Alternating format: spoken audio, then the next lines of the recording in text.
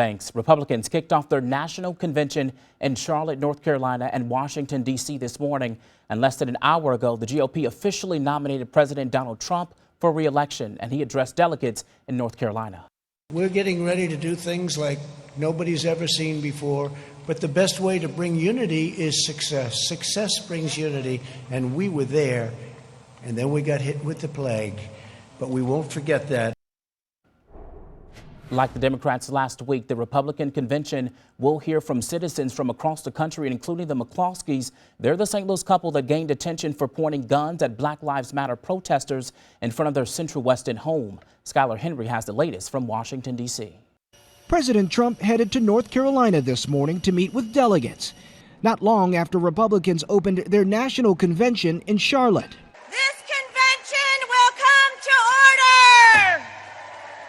With the coronavirus pandemic limiting travel and activities, a maximum of 336 delegates are allowed on site, with the vast majority participating virtually.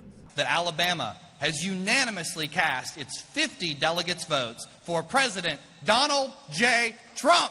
Roll call of the states was one of the first orders of business to officially nominate President Trump and Vice President Mike Pence to run for a second term. While the GOP convention gets underway, the Trump administration announced presidential counselor Kellyanne Conway, who is set to speak at the convention, is stepping down at the end of this month to focus on her family. Conway was a campaign manager before transitioning to the White House. Her husband, George Conway, is also stepping down from his role with the anti-Trump Republican group, the Lincoln Project. Kellyanne's going to be missed. America loves her. We certainly will miss her here at the White House. Former UN Ambassador Nikki Haley will speak to delegates tonight. So will Mark and Patricia McCloskey, the Missouri couple who waved guns at protesters outside their mansion in June.